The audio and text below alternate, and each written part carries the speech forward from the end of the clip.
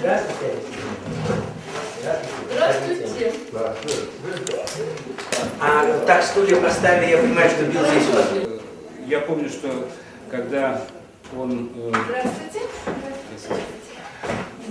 Когда у него была встреча в доме журналистов, я впервые тогда его увидел. Я пришел, первое мое было какое-то немножко недоумение, хотя я уже слышал об этой религии, вот из песни Городницкого.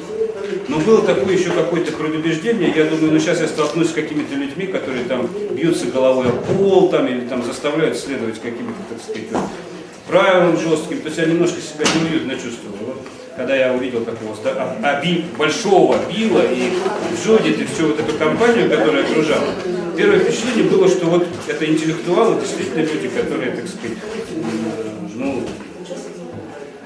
но я уже тогда был с философией как-то связан, внутренне. Я тут же думаю, ну ладно, я тоже покажу Биллу, я ему тоже там задам вопросы, которые покажу, что наши тоже не лыком шиты.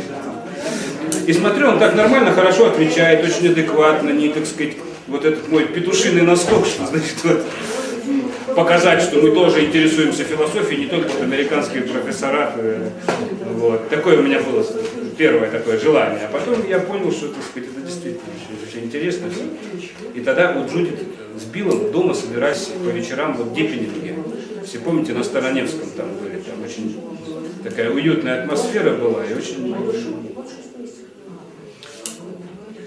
В то голодное время Джудит разносила какой-то там банановый, апельсиновый, ананасовый, значит, компот, какие-то собственные, значит, безумно вкусные там пирожки или еще что-то, печенье.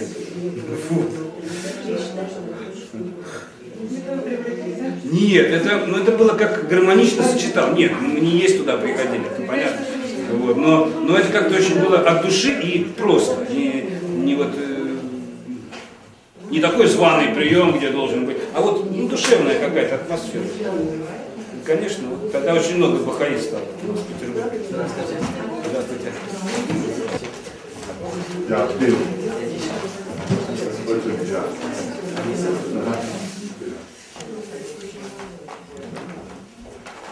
Борис Александрович, помните? Это Галя моя подруга.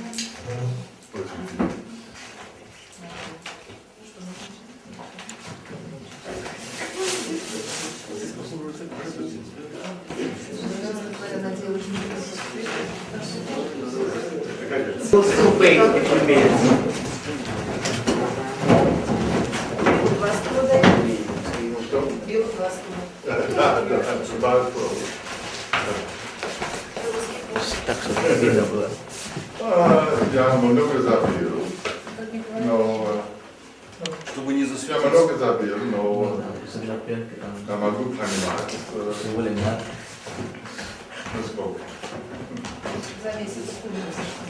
Мы еще минут буквально 10 подождем, потому что иначе народ, кто подходит, он все равно не даст спокойно работать. Давай. Они 10 минут будут ходить.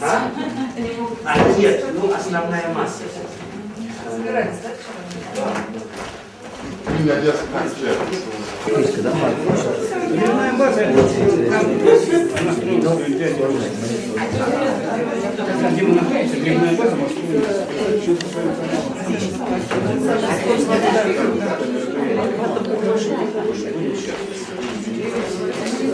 Обязательно. Это непременно.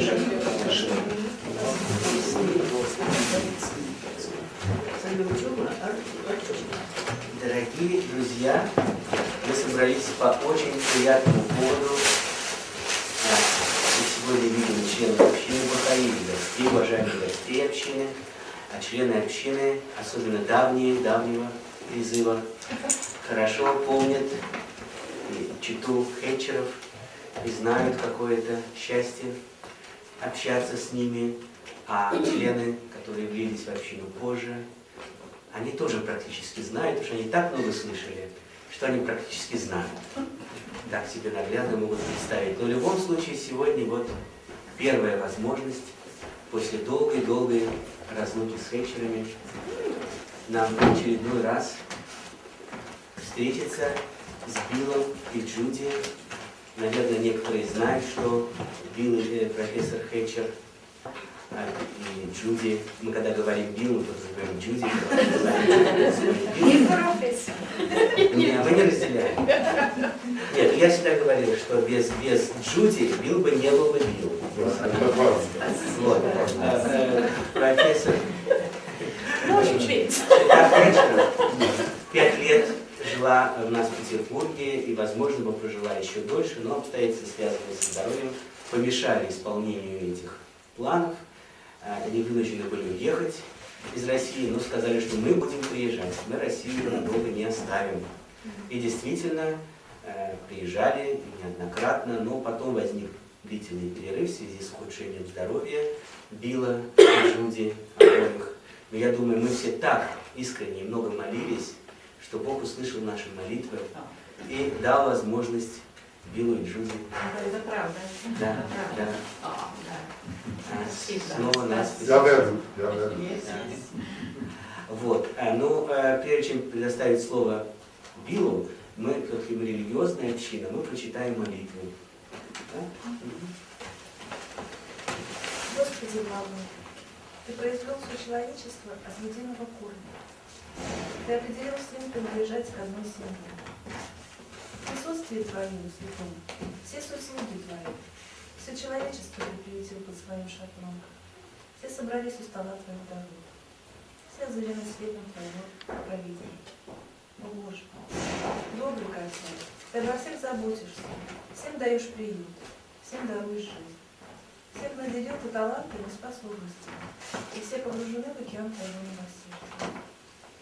Господи, благой, объедини всех, да достигнут согласия религии, и да соединятся все народы в один народ, дабы считать их друг друга одной семьей, и целую землю единым домом всех. О Боже, возвысь стяг единства народа. Связи, о Боже, свяжи, о Боже, все сердца воедино. Очень милостивый, о Боже, возрадуй наши сердца благоуханием Твоей любви. Осияй глаза наши светом Твоего руководства. Услади наш слух музыкой слова Твоего. И всех нас защити твердинь Твоего промысла. Ты могуществен и силен. Ты прощаешь грехи. Несовершенство же человека Ты не берешь прощения.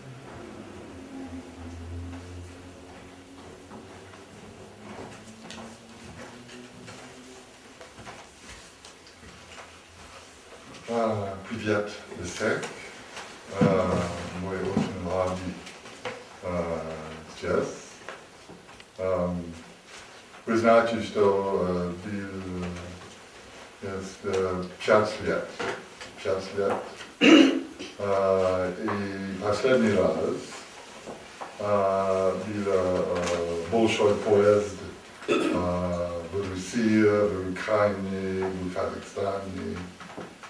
И я думал раньше, что если волна, мы чувствуем волна. Но знаете, что неправильно. Может быть, очень волна без нас.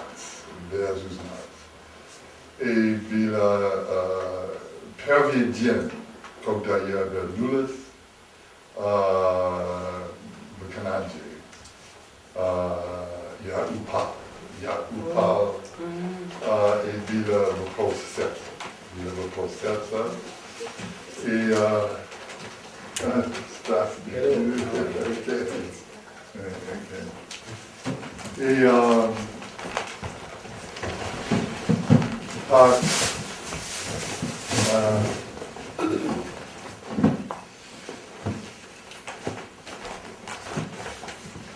так обязательно было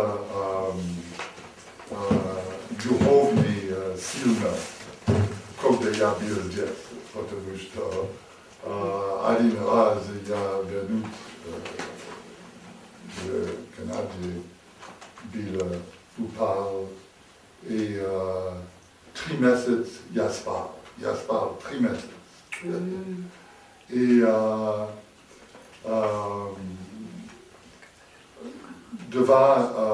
два года было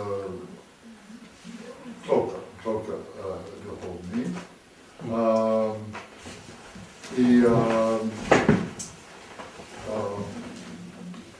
после этого была аритмия сердца.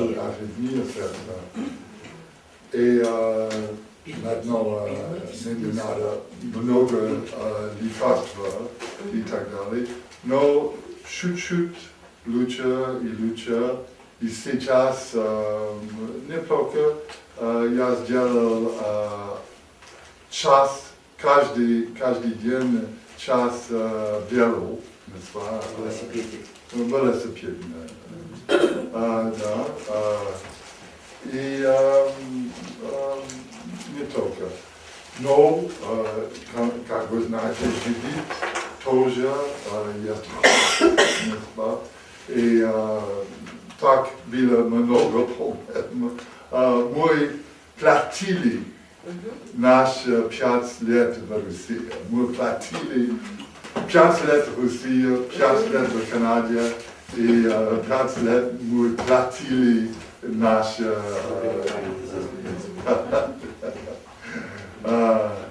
Но вот мы думали, что никогда мы вернемся здесь.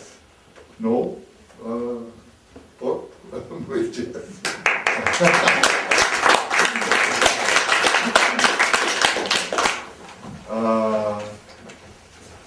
So I won't inflict my Russian on the people anymore.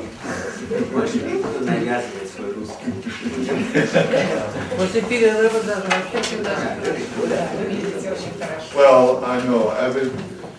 That was one regret I had, that I was just really getting pretty good when I left. Я очень сожалею, что на момент выезда как раз мой русский шел, так сказать, на подъем, и вот в тот момент надо было покинуть страну. But then I have the bounty of having Yuli as a translator. So I wanted to talk first about a little bit about what it means to be a Baha'i. Я бы хотел немного поговорить о том, что значит быть бахаи. Being a Baha'i, which is the same thing as being a true believer in God, a true believer. А быть бахаи — это значит истинно веровать в Бога. Синоним.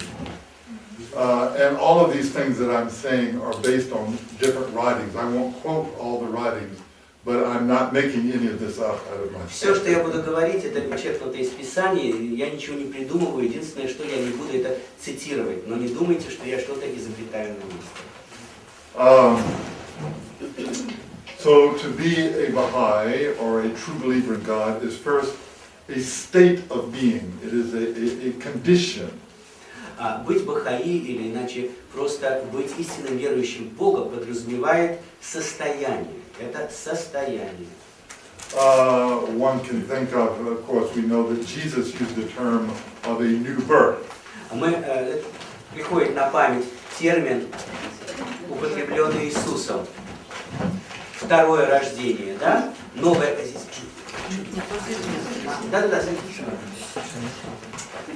Да. Перерождение, да? Второе рождение, которое употребил Иисус Христос. So if we think about this metaphor, если мы задумаемся над этой метафорой, we see that birth is an irreversible passage.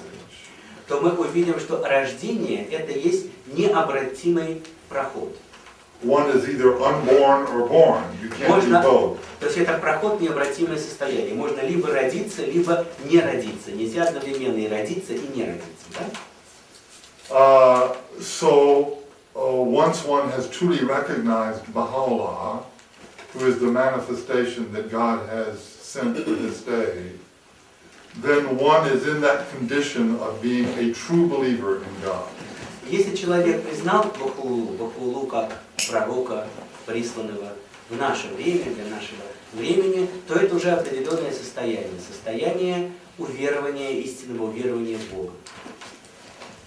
Shoghi Effendi said that when we are Baha'is, when we are true believers, Шоги Эфенди, ну, мы explanation, Sure. для небахаи скажем, что Шоги Эфенди это официальный или правомочный толкователь писания религии Бахаи, ушедший из мира в 1957 году.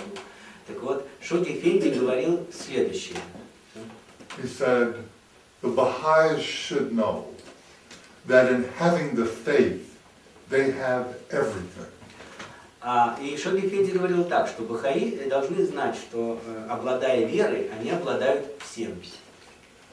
It took me 30 years as a Baha'i before I understood this. Мне потребовалось 30 лет уже в качестве Бахаи понять, так сказать, эту фразу. And that was because of my egotism. А все заключалось в моем эгоизме. Because I found the faith when I became a Baha'i when I was 20 years old. Я стал Бахаи, когда мне было всего 20 лет. And that was after a long period of intense search for meaning in life. А это произошло после длительного и интенсивного периода поиска смысла жизни. And so I became a Baha'i. I felt I have now found the answers to all of the problems that have beset me all these И years. когда я стал Бахаи, мне показалось, что наконец-то я нашел ответ на все вопросы, которые меня терзали. And I'm only 20 years old. И мне только было 20. So what am I going to do now? Что делать теперь? So I said, well, I would like to have a beautiful wife. Пожалуй, теперь мне надо заиметь красивую жену. God gave me a beautiful wife. Бог дал мне красивую жену. Who was a Baha'i, who was a devoted Baha'i. Она была Бахаи и очень преданная Бахаи. And I said, I wanted a wife who was intelligent, that I could exchange ideas with. И я сказал, мне нужна умная жена, с которой можно было бы обмениваться мыслями. I got a beautiful and an И поэтому у меня появилась красивая и умная жена. And then I said, well, now, but of course that was just 2 years after I'd been a Baha'i. I was just 22 years И old. мне всего было 22, только через 2 года после того, как я стал I said, Бахаи. well, now what am I going to do? А теперь же что мне еще надо? So I said, well, I would like to be successful in my career. Я as a сказал, mathematician. пожалуй, я бы хотел быть успешным в своей карьере. So my wife and I went as pioneers to Switzerland. I got my doctorate in mathematics, and I began to have a very successful career. И мы с женой отправились пионерами в Швейцарию, там я получил, так сказать, защитил и получил докторскую степень по математике, и карьера стала строиться очень успешно. And I said, well, I would like to have beautiful children. Я сказал, а теперь я бы хотел иметь прекрасных детей.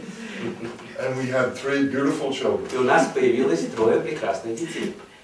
And I said, I hope that my children have success and happiness. Я сказал, надеюсь, что дети у меня будут удачливые и успешные. They all are happy and successful. И все они были счастливы и удачливы. So, you see, there's no limit to what we can desire. Видите, нет предела нашим желаниям. If we give vent to our egotism, we can ask and ask and ask and never stop. Если мы дадим выход нашему эгоизму, мы будем просить, просить, просить безостановочно. But sooner or later, we realize that all of this can be taken away from us in a second. Но рано или поздно мы осознаем, что все это можно у нас забрать за секунду. Everything is dependent on the will of God. Все зависит от воли Божьей. Everything is dependent. Все. So, just a little accident or a little change in the neural hormones, and I could no longer be a professor. If it happened, it didn't happen, but I meant all it would take is just a little change, and I could no longer be an academic or a professor. Маленький инцидент, изменение в гормональной системе, и я уже не буду профессором. К счастью, этого не произошло, но это могло произойти. Я бы уже не мог занимать академическую позицию. This has happened to other people. И это случалось с другими людьми. There is a professor of mathematics here in St. Petersburg whom I know. I won't mention his name. Есть у меня знакомый профессор математики здесь в Петербурге, имя его я не буду упоминать. He was a wunderkind, you know. Он был вундеркиндом. And he was professor when he was like 16 years old. Он уже был профессором в 16 лет. And he proved this very, very deep theorem. He did this very deep И он research. доказал очень-очень глубокую теорию. То есть он выступил с очень значимым научным открытием.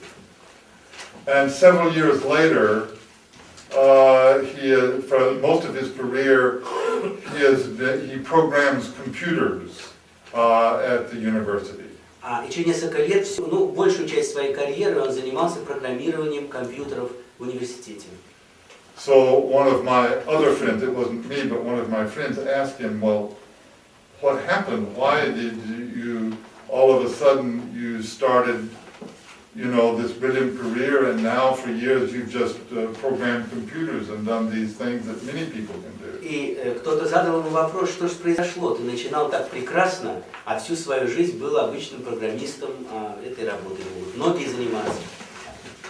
And he said, when I was young, I had perfect clarity in mathematics. Он сказал, когда я был молод, у меня была полная ясность в математике. And I lost it. Но я утратил ее. There was nothing I could do. И теперь я ничего уже не мог сделать. So that's why I programmed computers. И теперь я программист. So this is just an example. Это просто пример. But if you begin to think about life, you can see that we do not possess anything. То есть, если мы призадумаемся о жизни, то придем к выводу, что мы сами не владеем ничем. That is, we don't have anything that cannot be taken away from us by circumstances of life over which we have no control. Иными словами, нет ничего такого, что не могло было бы нами быть утрачено в силу обстоятельств, над которыми мы не мощны, не властны. Да. Well, I'm getting there. Да, мы к этому подойдем. К Богу еще подойдем.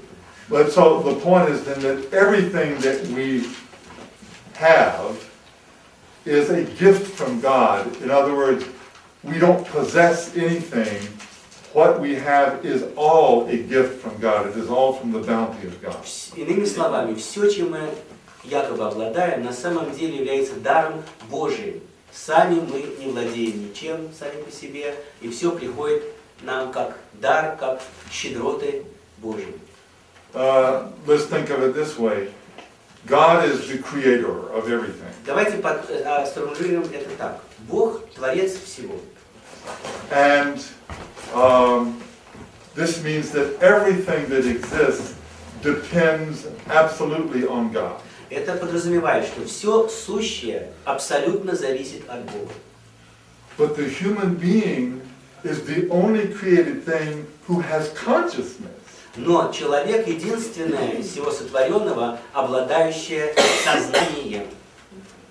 And therefore, we are the only created things of God who can be aware that we depend on God. Поэтому мы единственное во всем творении, мы люди, которые могут осознавать, что мы во всем зависим от Бога. In other words, dogs and cats and stones and this chair all depend on God just as much as we do. Иными словами, кошки, собаки, стулья и камни в той же мере, как и мы, зависят от Бога. But they're not able to be aware that they depend Но у on них God. нет возможности это осознать. So this is the human purpose, is to become aware of all the ways we depend on God. Поэтому цель человека – осознать, что во всех отношениях мы зависим от Бога. This is the definition, the Baha'i definition of faith. Вот так определяется вера в учении Бахаи. As Abdu'l-Baha has said, and here I will quote, И как сказал Абдул-Баха, поясним, что это сын пророка Бахаулы, основателя религии Бахаи. И здесь я уже буду цитировать. He said, by faith is meant first conscious knowledge. Под верой подразумевается в первую очередь. Sure.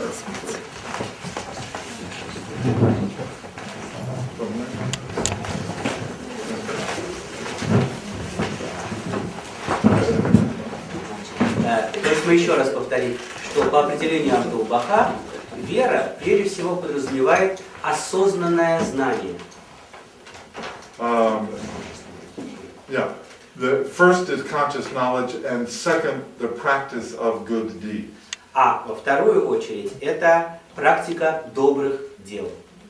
In other words, we must know and we must act. Иными словами, мы должны знать и мы должны действовать. And knowledge is the basis of action. А знание есть основа действия.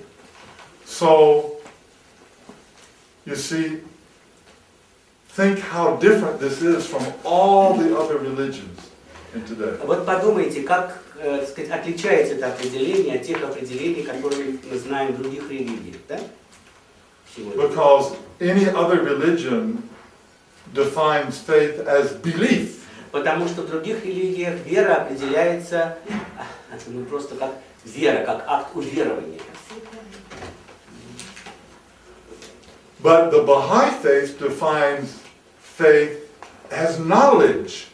Knowledge, not belief, but knowledge. Но вера Бахаи определяет веру как знание. Не просто цепь некоторых, так сказать, поверий, а это определенное знание. This is totally new in the whole history of religion. И это абсолютно новое во всей истории религии. So, of course, we as Baha'is can often approach the faith in the same way. We can think that the faith means believing in Baha'u'llah, whereas what it really means is to know, to be keenly aware of all the ways we depend on Baha'u'llah. Конечно, мы как Бахаи можем считать и подходить к вере так, что уверовать значит иметь веру в Бахаулу. Тем не менее, мы должны глубоко осознать, что вера по определению Бахаи это прежде всего осознание или знание своей полной зависимости от Бога. So, as I say, first of all, to be a Baha'i is to be in this state of being, which is to have this knowledge. То есть, иными словами, быть Бахаи это пребывать в состоянии этого знания. And being a Baha'i then is also a way of acting, a way of living. It is a dynamic thing. Но быть Бахаи это также еще и проживание жизни. Это особый способ действования. Это динамичный процесс. Just as Abdu'l-Baha said, that faith is first conscious knowledge and then good deeds, action. Как Абдул-Баха говорил, что вера подразумевает прежде всего знание, а затем добрые деяния, то есть действия, поступки. And of course, as Shoghi Effendi said, this knowledge is the knowledge that in having the faith, we have everything. It is the highest thing, and therefore you don't use the faith for anything else. И также из этого вытекает, что, как уже говорил Абдул-Баха, что имея веру, мы имеем все, потому что вот это наивысшее знание, и, так сказать, вот во имя этого самого мы обретаем это знание, не для чего-то другого. Let's take a simple example. Простой пример. Suppose I have a 10 ruble note in my hand. Допустим, у меня в руке 10-рублевая купюра. And let's suppose, just for that my other hand is not available. И, допустим, по какой-то причине я не могу воспользоваться своей второй рукой. Now, if you offer me a 100 ruble note, I will let go of the 10 ruble in order to get the 100 ruble. И если вы мне предложите 100-рублевую купюру, то я, конечно, отброшу ту 10-рублевую для того, чтобы взять из ваших рук 100-рублевую. Мы говорим пока об одной руке, да? Пользуемся одной рукой. But if you give me a 1 ruble coin, I would be foolish to let go of the 10 ruble in order to take the 1 ruble. Но если вы мне предлагаете 1-рублевую монету, то было бы глупостью с моей стороны выпустить из рук 10 рублей, чтобы взять из ваших рук 1-рублевую монету. So in other words, you never sacrifice, you never let go of a higher thing to get a lower thing. Иными словами, никогда не жертвует более значимым, чтобы получить нечто меньшей значимости. One sacrifices lower things to get higher things. Жертвует меньшим во имя чего-то большего. So you have sacrificed the free time which you could walk around and enjoy this nice day to come here for us to talk about spiritual things. You're sacrificing a certain physical pleasure for a higher thing. Вы пожертвовали своим временем, в течение которого могли бы бродить и наслаждаться прекрасной погодой, чтобы прийти сюда и поговорить о духовном. То есть вы все равно пожертвовали чем-то во имя духовного. So this is a fundamental principle of the faith. The faith is the highest thing that exists. То есть вот это фундаментальный принцип веры. Вера — это самое высокое, что существует. So it is rational to sacrifice other things for the faith. И поэтому рационально жертвовать чем-то другим во имя веры. But it is never rational to sacrifice the faith, that is, use the faith to get other things. Но не рационально жертвовать верой для получения каких-то других благ. Иными словами, использовать веру как средство обретения чего-то другого. So this was what was wrong with my attitude before. Вот основная проблема с моим отношением к жизни в юные годы, когда я говорил, что эгоизм имел место. It's not that there's anything wrong with having a beautiful wife and beautiful children and success in one's work. There's nothing wrong with Я that. не хочу сказать, что неправильно хотеть красивую жену, иметь хороших детей, строить хорошую карьеру. В этом нет ничего предосудительного. But the point is that it is the faith that is to be served. It is not for us to use the faith in order to get other things that we want, even good things. Просто я хочу сказать, что именно вере мы должны служить, а не наоборот, использовать веру для того, чтобы обретать что-то другое, даже если это другое хорошее. Jesus has already said it 2,000 years ago. He said, "Seek ye first the kingdom of heaven, and all these other things will be added to you." Еще 2000 назад Иисус сказал, что ищите Царствие Божие, а все остальное приложится. But we often unconsciously reverse this. Но мы часто бессознательно переворачиваем эту пирамиду. What are some of the things that we try to get from the faith? Какие же такие вещи мы пытаемся получить от веры? I just want to mention a few things. Просто несколько перечислим. Power. Власть. Power over other people. Власть над другими людьми. The admiration of other people. Восхищение других людей. Status in the community. Положение в общине.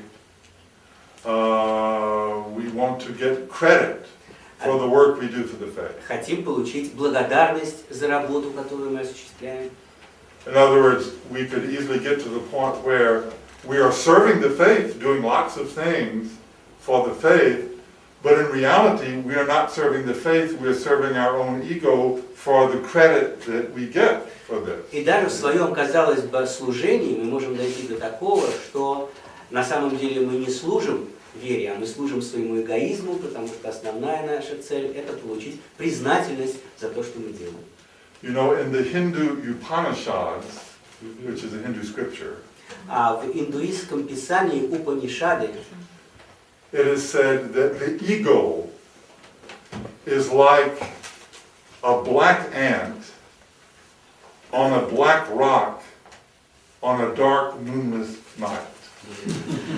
говорится, что эгоизм подобен черному муравью на черном камне в черную безлунную ночь. And Abdu'l-Baha said the following thing. А Абдул-Баха сказал следующее. He said, of course, there are many different sins or misdeeds. конечно, существует множество разных грехов или прегрешений.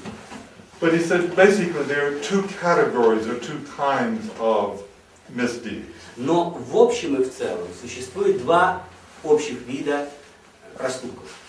One, he said, is sensuality, indulgence. Первое – это потакание чувственности или чувственным наслаждением. And of course, the greatest indulgence, the greatest temptation is sex. И, конечно, наибольшим искушением здесь выступает секс.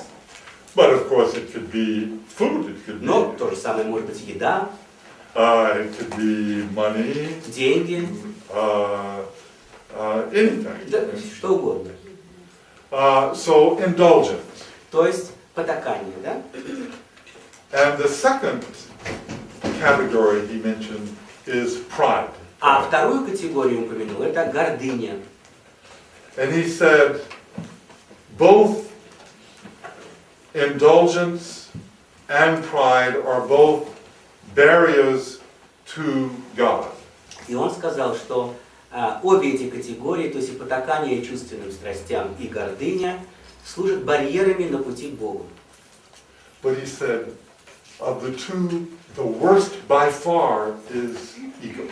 Но при этом сказал, что из этих двоих самое худшее – это эгоизм, эго.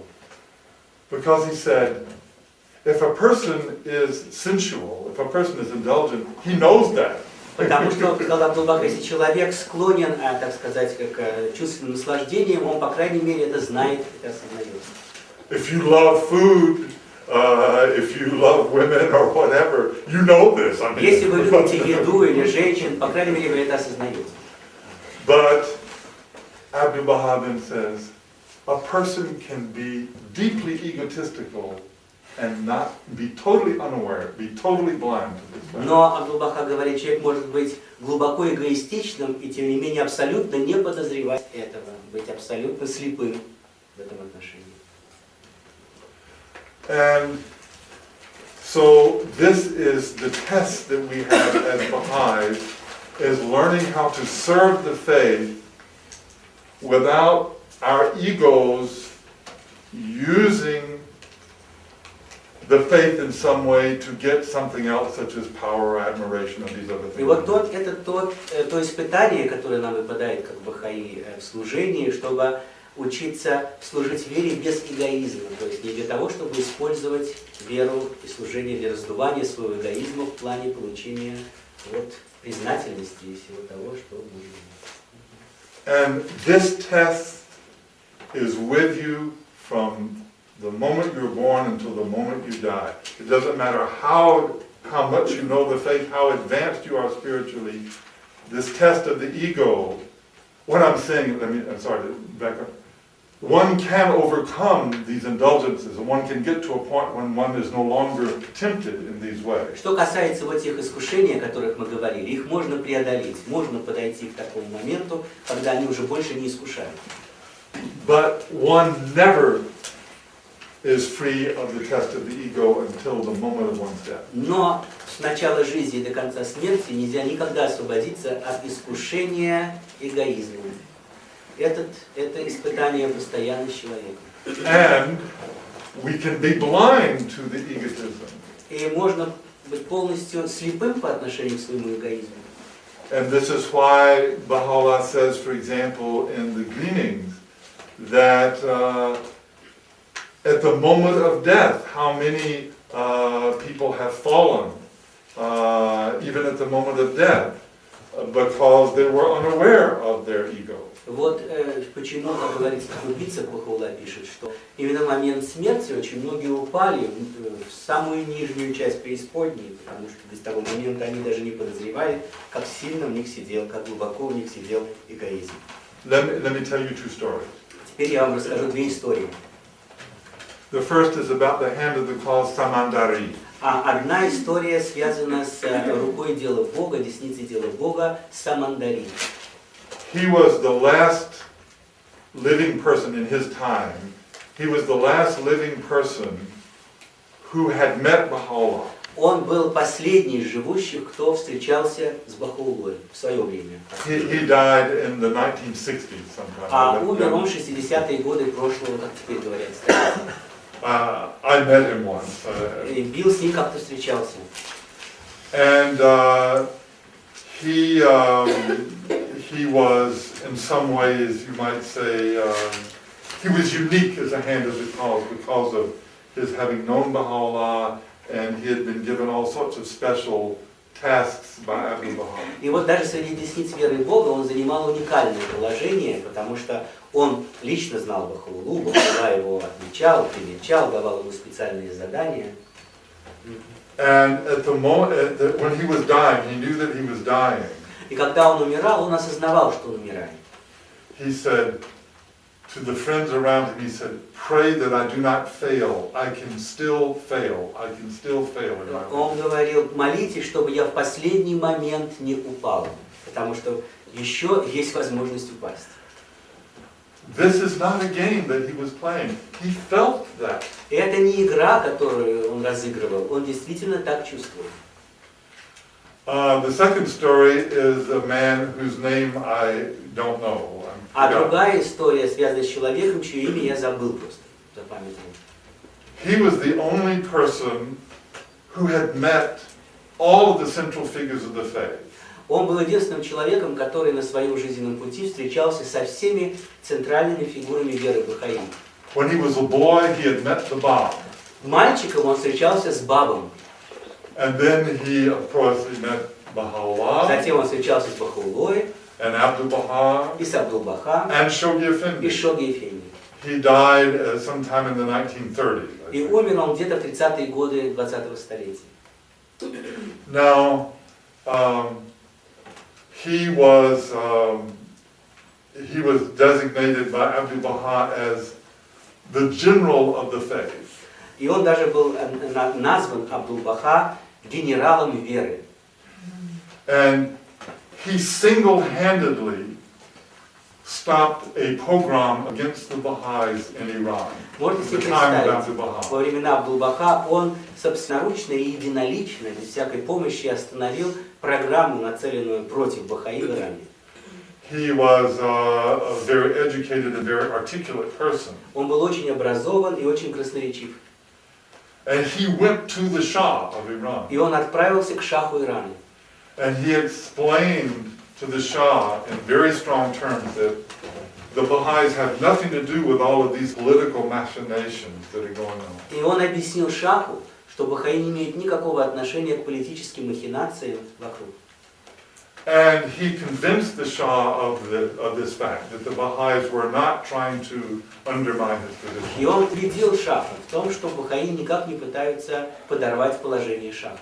And Abdu'l-Baha recognized, he said, that it was because of this man's initiative alone that the Baha'is were spared this pogrom. И Абдул-Баха лично сказал, что только из-за этого человека программа уничтожения Бахаи в Иране на том временном отрезке была остановлена. After the death of Abdu'l-Baha, После смерти Абдул-Баха, and Shoghi Effendi became the guardian, когда Шоги Эфенди стал хранителем веры Бахаи, this man obviously expected that he would be given special missions by Shoghi Effendi. этот человек, естественно, ожидал, что Шоги Эфенди будет поручать ему особые миссии. But he received no word from Shoghi Effendi. He was not treated in any special way or not treated in any way. Но никакого слова не прозвучало от Шоги Эфенди, и более того, он никаким особым, не пользовался никаким особым почетом в глазах Шоги Эфенди, и вообще никаким статусом он не пользовался. So finally he went on pilgrimage to Haifa to meet Shoghi И Effendi. в конце концов он отправился в паломничество в Хайфу, чтобы встретиться с Шоги Эфенди. And he refused to bow down to Shoghi Effendi. И он отказался поклониться перед Шоги Эфенди. Now, of course, Baha'is were not supposed to bow down to Shoghi Effendi, but the Easterners, it was, in the Eastern tradition, it was still normal practice, right? Хотя Бахаи и не должны этикет для перед Шоги Эфенди, но на Востоке такая традиция все равно существует, и восточные люди, бахаи, не бахаи, они, хотя бы подчиняясь своему культурному этикету, все равно это делают. So finally, one day he said to Shoghi Effendi, И однажды он сказал Шоги Эфенди, he said, Abdu'l-Baha called me a general of the faith, Абдул-Баха называл меня генералом веры.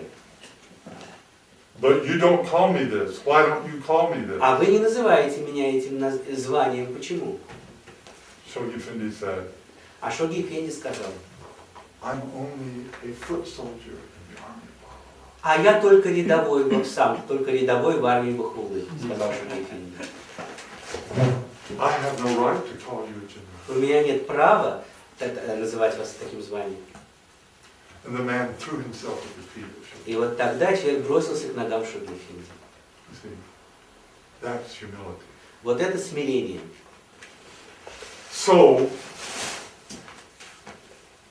and of course, this is why there is covenant breaking. Вот почему и происходит нарушение завета в вере Бахаи.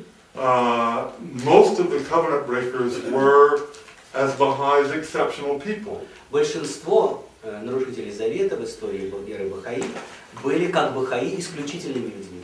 Well, I don't want to talk a lot about covenant breaking, but I just want to say a couple of words. Я не буду очень распространяться по поводу нарушителей завета, но просто пару слов скажу. In the phenomenon of covenant breaking, there are sort of two aspects. There are leaders and there are followers. Дело в том, что вот в этом феномене нарушения завета существует две категории людей. Есть как бы лидеры и есть их последователи. So the real leaders are always very few in number. Настоящие лидеры, конечно, очень немногочисленны. And Abdu'l-Baha said that the main motive that these people have is power, is leadership. They're ambitious for leadership. И Абдул-Баха говорил, что основной движущей силой этих людей выступает, конечно, их амбиции, их жажда власти. In other words, egotism. Ну, по-другому скажем, их эгоизм. And since Abdu'l-Baha also told us that one can be very egotistical and be blind to this, И поскольку также Абдул-Баха предостерегалась словами, что человек может быть сугубым эгоистом и таким же сугубым слепцом в отношении своего эгоизма. these people who are ambitious for leadership in the faith don't even know sometimes that they are ambitious. Эти люди, которые движимы честолюбием в вере, порой не подозревают, что они честолюбивы. But they will act in certain ways. They will sabotage the work of other Baha'is. Но они все равно действуют определенным образом. Они саботируют или подрывают работу других бахаи. Or they will try to get a group of Baha'is around them, to follow them. Они постараются окружить, создать группу бахаи вокруг себя, для того, чтобы те вот именно шли за ними. So, these are the leaders, those who are thirsty for power. And as I say, most of these people were exceptional Baha'is. They had accomplished many things in the faith. Вот такова характеристика объективная нарушителей завета, которые в большинстве своем были выдающимися бахаи. Это были неординарные люди. So I'm sure that there's nobody here who was in this Я condition. уверен, что здесь, конечно, в таком состоянии людей нет. But there is the second category, is the people who are followers who fall under the influence of these people. Но есть вторая категория людей, которые следуют за такими псевдолидерами. Because these people can have very powerful personalities. Потому что у тех, то есть у лидеров, часто бывает очень такая, ну что ли, обладает силой воздействия на других. And so this is what we must be aware of, that we must be concerned, is that we do not become seduced into following some powerful personality in the faith. И вот мы постоянно должны быть начеку, проверять себя на то, чтобы не подпасть под вот такое слепое воздействие какой-то сильной личности в вере. We should always be turned only towards Baha'u'llah. Мы всегда должны быть сосредоточены только на Бахауле. Because he's the source of everything. Потому что он источник всего. Anything that we get from another personality comes through that personality from God, if it's valid. Все, что происходит от другого человека, если оно, так сказать, достойно, все равно исходит через этого человека от Бога. Even if we say that somebody is very intelligent, Даже если мы говорим, что кто-то очень умен, but who gave that person his intelligence? а кто же дал этому человеку его ум? You see? Ответ очевиден. All the talents that we have, we don't possess them. They are gifts from God. Все таланты, которыми мы обладаем, они не принадлежат нам по праву собственности, они нам даны, они дар. And we cannot use the faith in order to develop our talents. И мы, конечно, не должны использовать веру для того, чтобы просто развивать свои таланты, свои дарования. We must sacrifice our talents, Мы должны, наоборот, жертвовать своими талантами, that is, put them at the service of the faith. иными словами, класть их на алтарь в служении вере. So Gifindi put it this way, very subtle. Шоги Эфенди очень изящно это сформулировал. He said, we should not ask, how can I best serve the faith? Он сказал, мы не должны задаваться вопросом, как я могу лучшим образом служить вере. We should ask the question, how can the faith best be served? Но вопрос должен быть таким, как можно объективно лучше служить вере? Как можно лучше служить вере? It is the faith that is to be served, not us. То есть вере мы служим, а не себе. Now, I want to say a few words about the process of growth in the faith. Теперь несколько слов о процессе роста в вере. And then we can have some discussion. И после этого мы можем перейти к дискуссии. The Guardian has made it clear that the faith is an organic entity. Шоги Эфенди, хранитель веры Бахаи, очень ясно указывал на то, что вера есть органическая сущность. There are several principles of organic growth. И есть несколько принципов, которыми определяется органический рост. Think of the embryo. Подумаем по аналогии с эмбрионом. In the beginning, the embryo is just one undifferentiated cell. В начале своего пути эмбрион это просто одна еще не определенная клетка. So all of the potentialities of this organism are contained in the DNA of that one cell, one single cell. Все потенциальные возможности этого будущего организма уже сосредоточены в ДНК этой одной клетки. And then the cell begins to divide. И затем клетка начинает делиться. And there is increasingly specialization or differentiations of the cell. И затем происходит по возрастающей специализация и дифференциация клеток.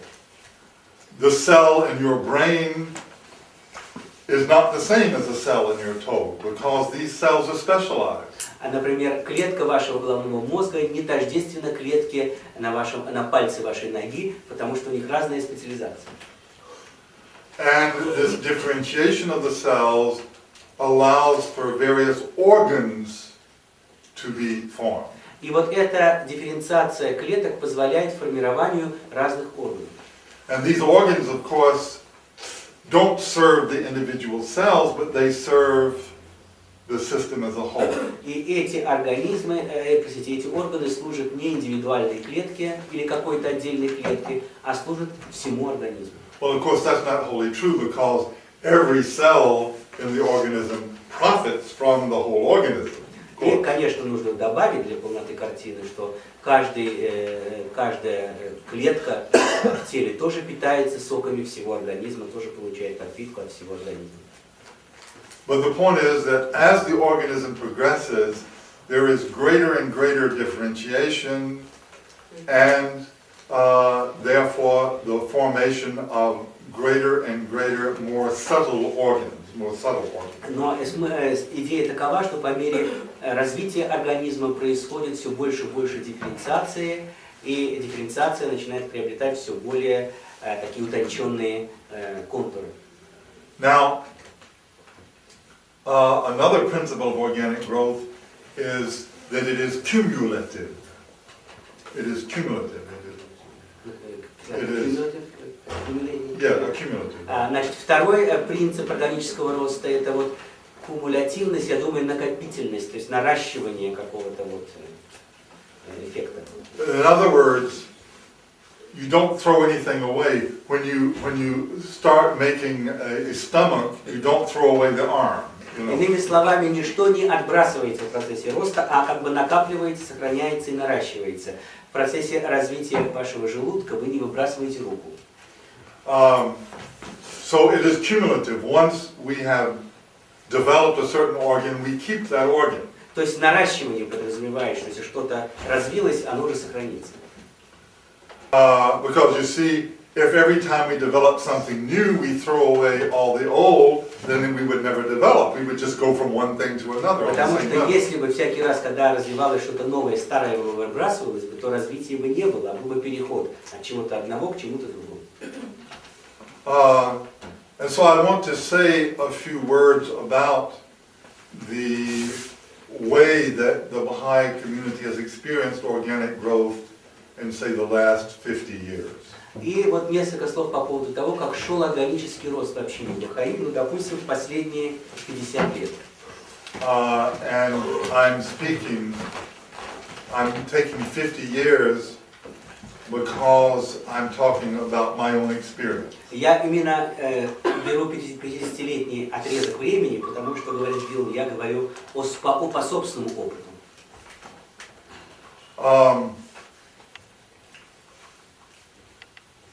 When I came in the faith, which was 1957, когда я пришел в веру, а было это в 1957 году, it was in the time of the garden of Shoghi Effendi. Это еще было время хранителя веры Бахаи Шогhi Effendi.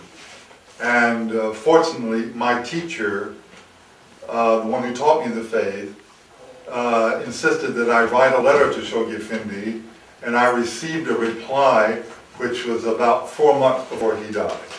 К счастью, мой учитель веры, человек, который учил меня вере Бахаи, настоял на том, чтобы я написал письмо Шогhi Effendi. И он, Шогhi Effendi, мне ответил. И ответ пришел за 4 месяца до смерти Шогhi Effendi. And this letter has been, you might say, the charter of my Baha'i. И можно сказать, что вот это письмо стало хартией всей моей жизни как Бахаи. Now, in 1957, when I became a Baha'i, there was, in a certain sense, there was no Baha'i community. В 1957 году, по сути дела, не было общины Бахаи как таковой. In other words, there was a handful of individuals. There was no real community. Была горстка индивидуальностей, но не было общины. Every active Baha'i in the United States knew every other active Baha'i in the United States. И каждый активный Бахаи в Соединенных Штатах знал каждого другого активного Бахаи в Соединенных Штатах. Personally. Лично. So we knew that in Los Angeles, it's Joe who is the active Baha'i. Мы знали, что в Лос-Анджелесе активный Бахаи по имени Джо. In Atlanta, it's Jack. А в Атланте Джек. You talk about. И вот, You know, that's the way it was. вот как это существовало. My wife was the secretary of the National Youth Committee. А моя жена была секретарем Национального молодежного комитета Бахаи.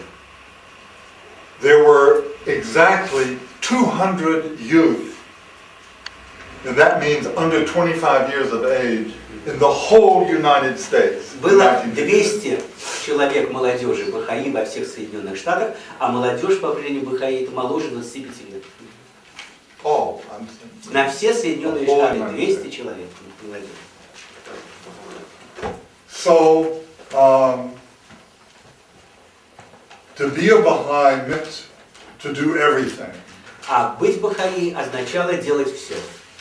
We would have to write a newspaper article. Нам приходилось писать газетные статьи, Take it to the newspaper. относить их в газету. convince them to publish it. убеждать редакторов публиковать статьи. We would have to rent a hall. Нам нужно было арендовать зал.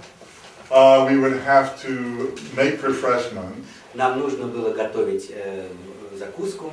We would have to make posters to advertise. Нам нужно было делать транспаранты и всякие наглядные пособия. And we would have to give the talk ourselves. И нам самим приходилось выступать с беседами. And so on. I mean, Все остальное. that was what it was.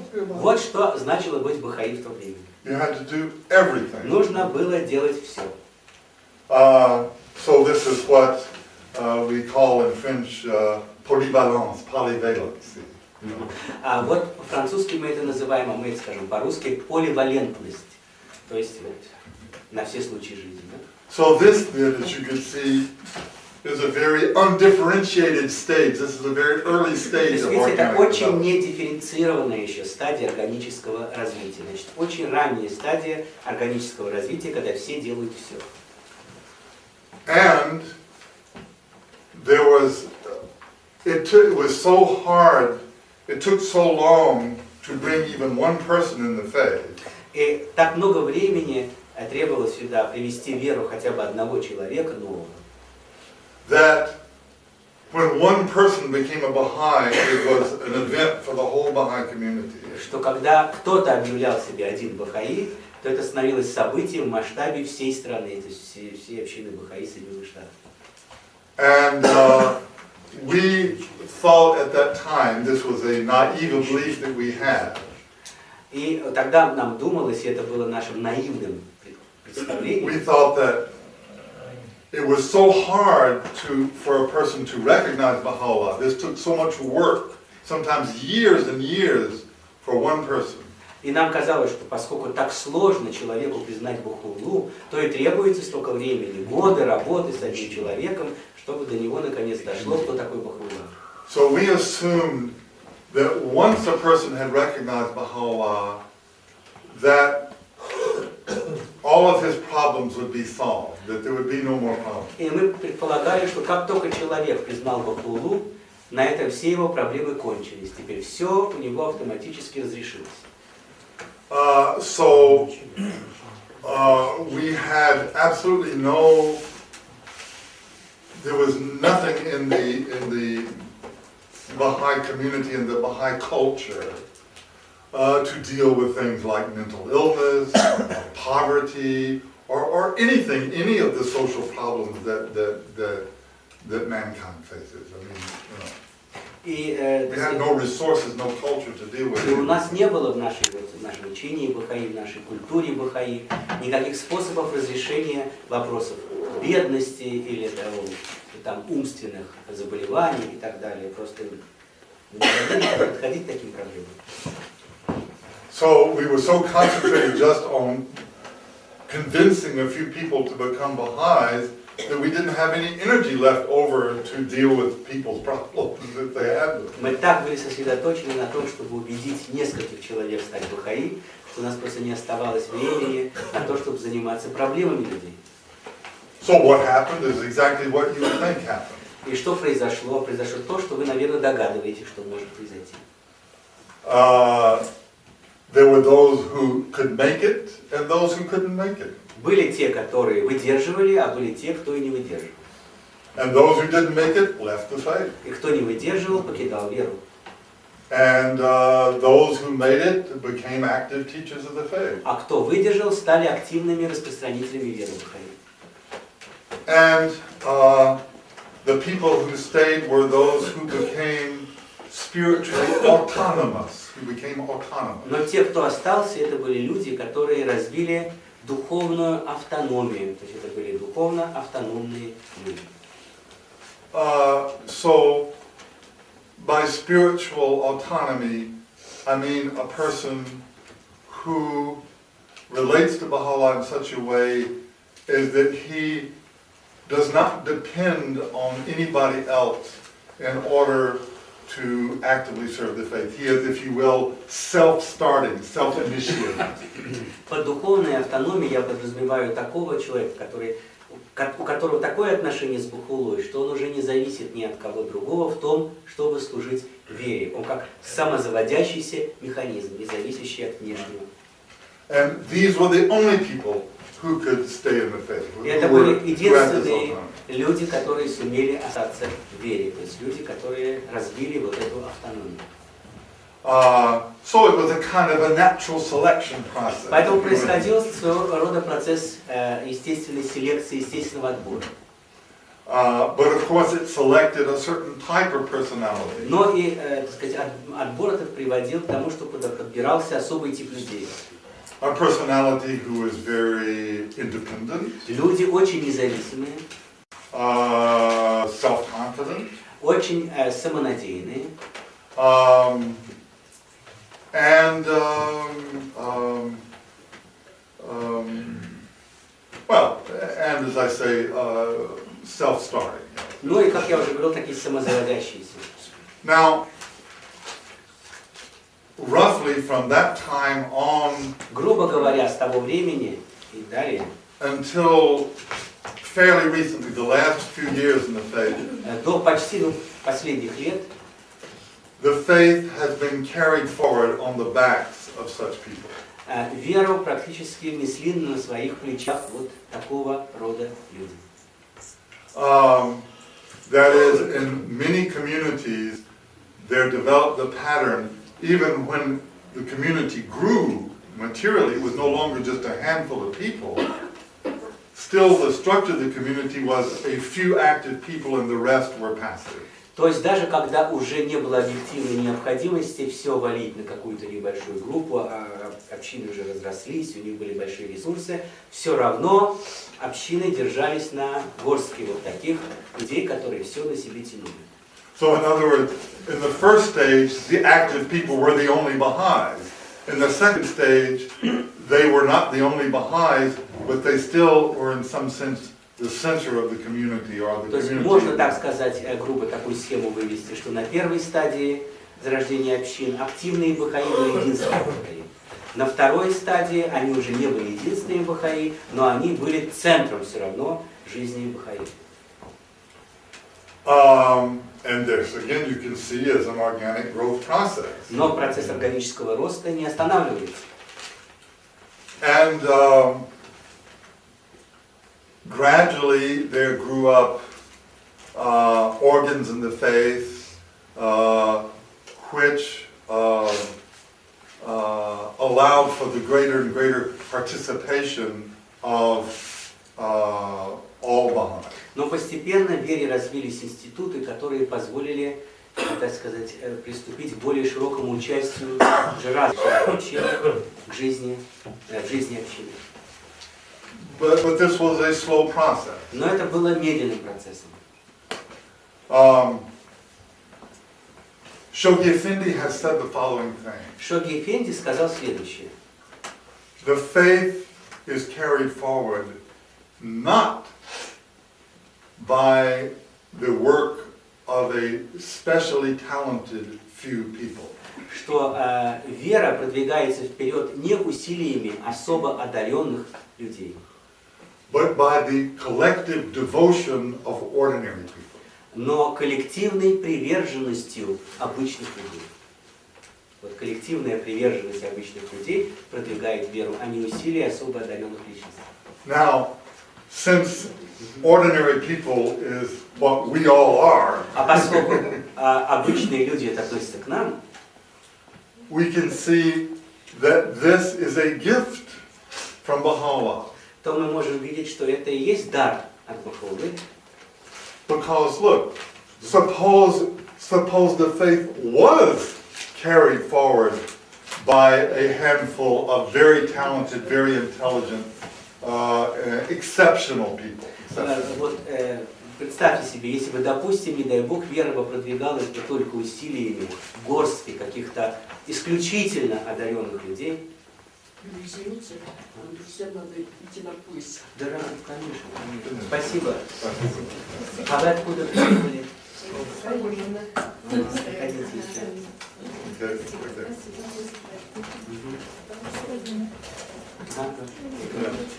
Yeah, I understood. So if the faith were developed by exceptional talented people exclusively, Right. Then there would be no place for us ordinary people to make a contribution. То есть, видите, если бы вера бы продвигалась бы усилиями исключительно одаренных людей, то не было бы места бы внести свой вклад в это дело нам, да? Простым, обычным людям. You know, no matter what our religious background, all over the world people are saying, thank God we no longer have priests in the Baha'i faith. We're rid of the priests forever. А вот независимо от предыстории бахаи по всему миру, бахаи обычно всегда говорят, слава Богу, что у нас нет вот касты священнослужителей. But if we are happy that there's no longer priests, then we should be equally happy that now it's our responsibility to do what the priests used to do. Но если нас радует то, что нет священнослужителей, мы должны в равной степени радоваться, что теперь это наша сфера ответственности, взять на себя то, что делает священство. In other words, with freedom comes responsibility. Иными словами, свобода привносит с собой ответственность. С свободой приходит ответственность. Без этого никуда.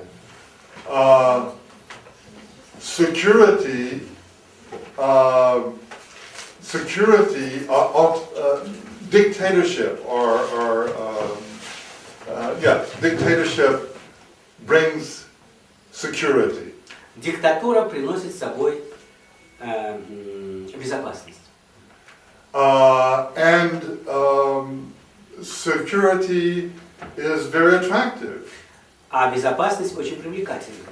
In Russian literature, you have probably the greatest single passage in all of the world's literature, which is the pro and contra passage in the Brothers Karamazov. Во всей мировой литературе, вот в русской литературе содержится такой пассаж братьев Карамазовых, где все за и против вот, диктатуры.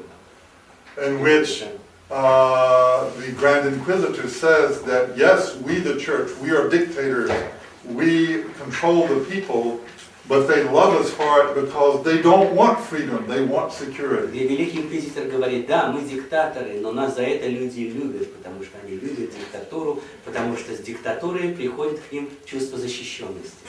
And he says to Jesus, he said, И он говорит Иисусу, you didn't understand the human being. ты не понимал людей. You wanted to free the human being. Ты хотел освободить людей. Because remember, Jesus said, you shall know the truth, and the truth shall make you Потому что, free. помните, Иисус говорил, познайте истину, и истина сделает вас свободными. And he said, we have understood the human being. Но вот мы на самом деле поняли человеческое существо. He may say he wants freedom, Человек может сказать, что он хочет свободу, but he really wants security. но на самом деле он хочет защищенности. Well, now, in the Baha'i А faith, теперь в вере Бахаи. you've got freedom whether you like it or not. У вас свобода, хотите вы этого или не хотите. So now God has forced us to be free. То есть сейчас Бог навязал нам эту свободу.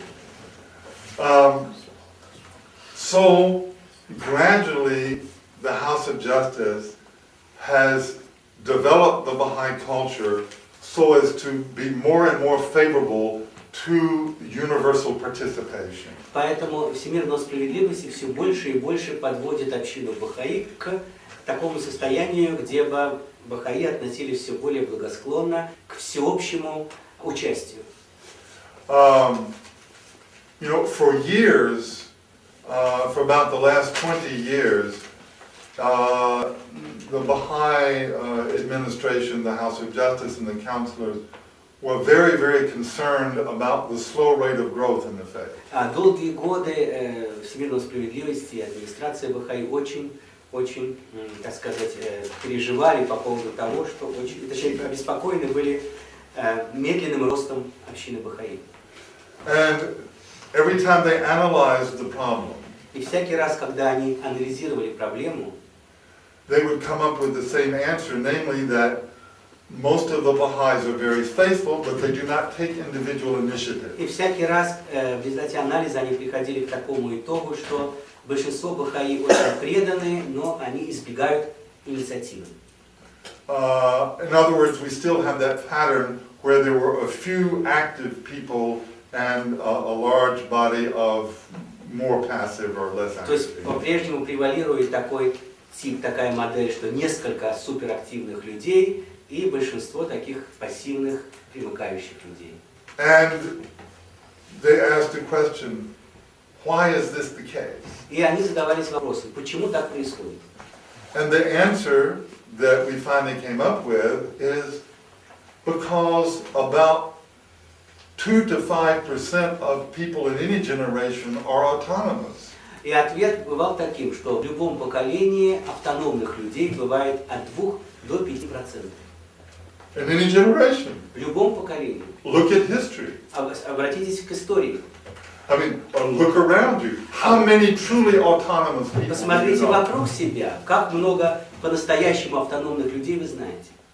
How many intellectually autonomous people do you Как know? много интеллектуально автономных людей вы знаете. People who don't just parrot nationalistic ideas or political ideas or whatever, who really think deeply about things. How Люди, many? которые не повторяют, как попугаи, какие-то заученные идеи националистического или какого-то иного характера, а люди, которые действительно глубоко задумываются над тем, что говорят.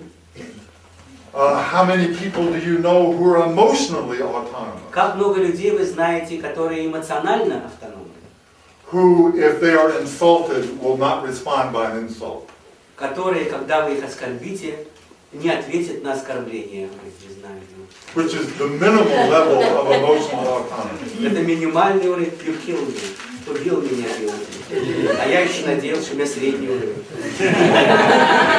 Это минимальный, оказывается, уровень эмоциональной автономии. Very, очень эмоциональный. Двойным, тройным, пятикратным. А если вас по шее? Но по шее пока не давали ведь.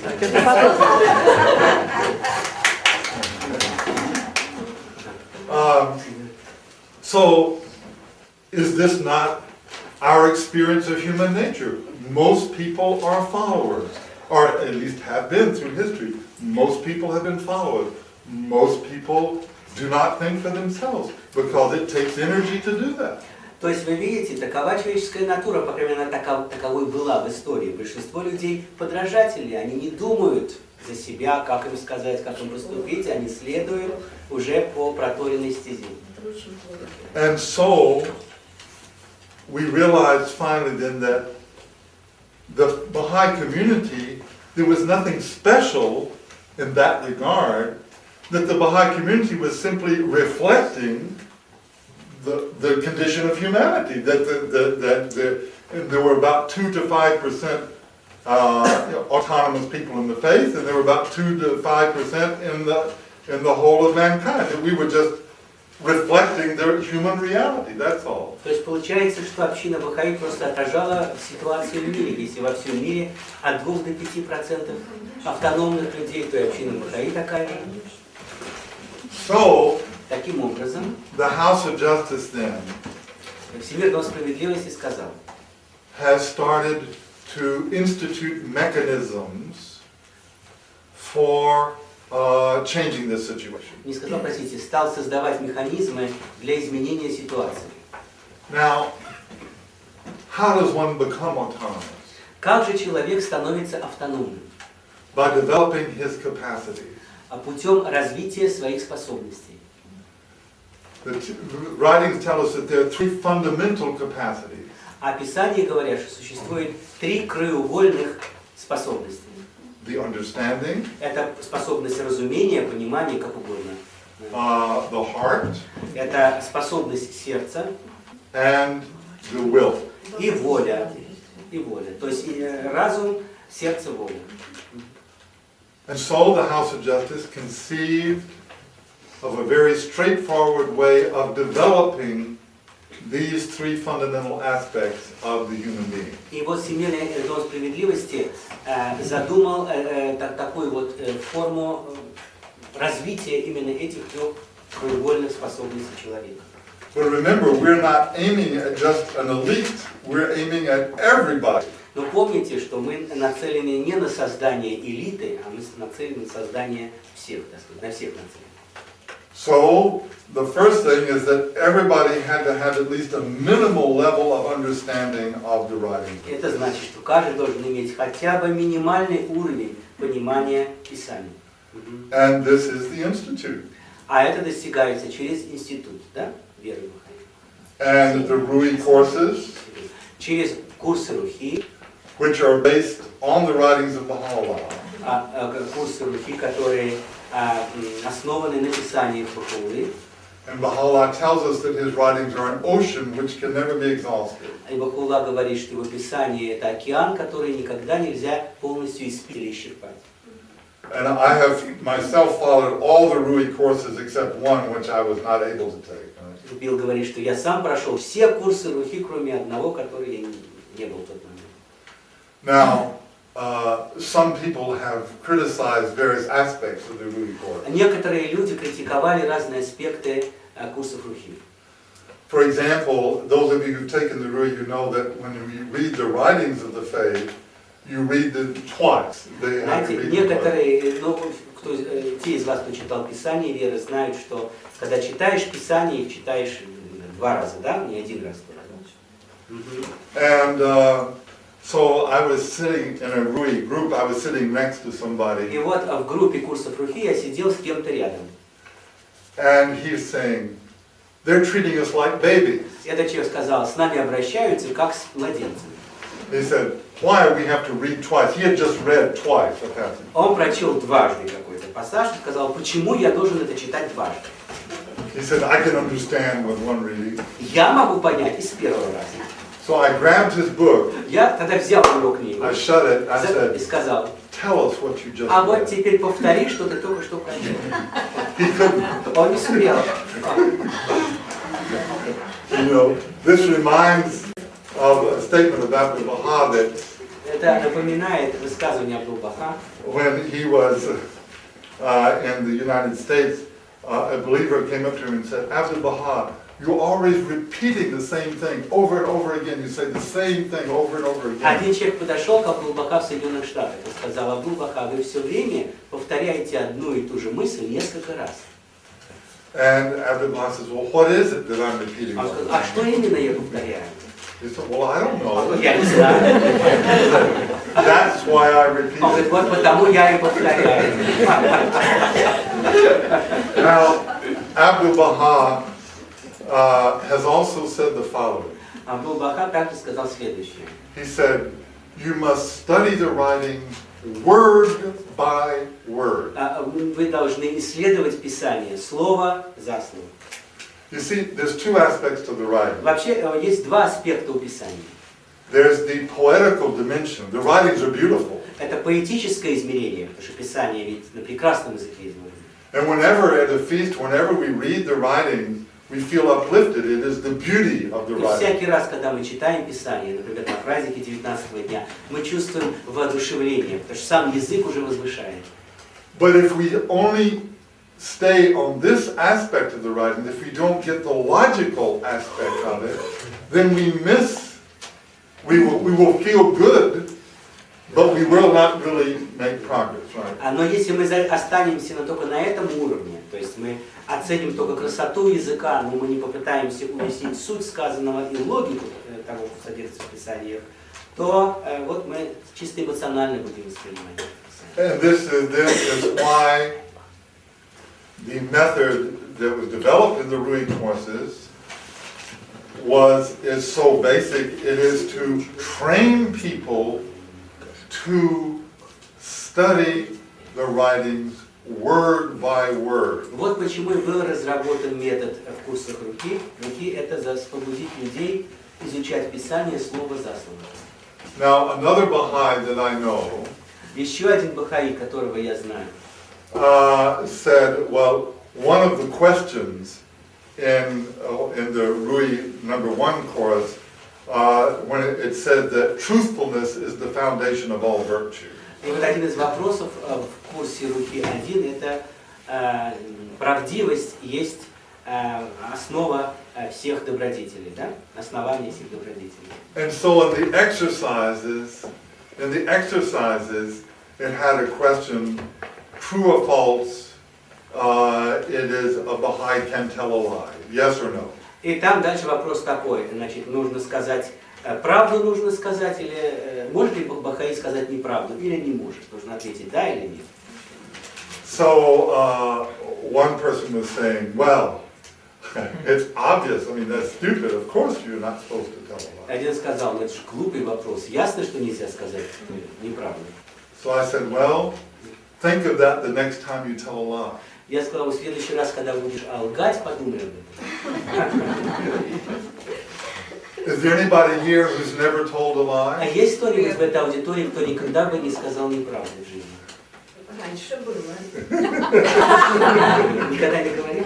No, you can also serve other people and help them to understand. Ну, можно же посмотреть на это по-другому, можно служить другим людям, помогать им понять. In other words, unless you're going just to be entertained, А если вы не пришли с целью просто поразвлечься, then you're going to contribute. So if you contribute more than you take, so what?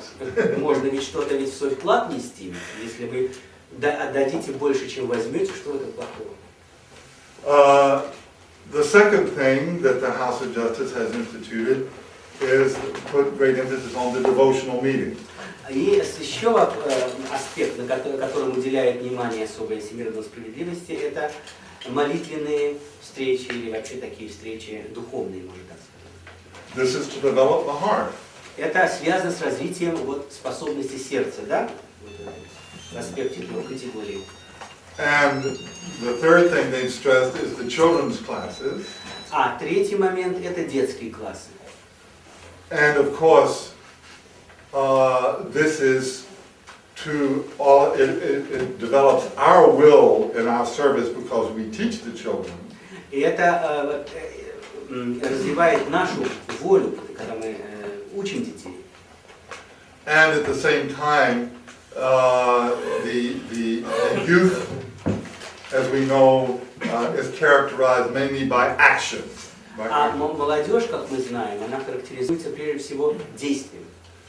So, in a certain sense, then the developing of the youth is the developing of the will in the faith, in the community, the action.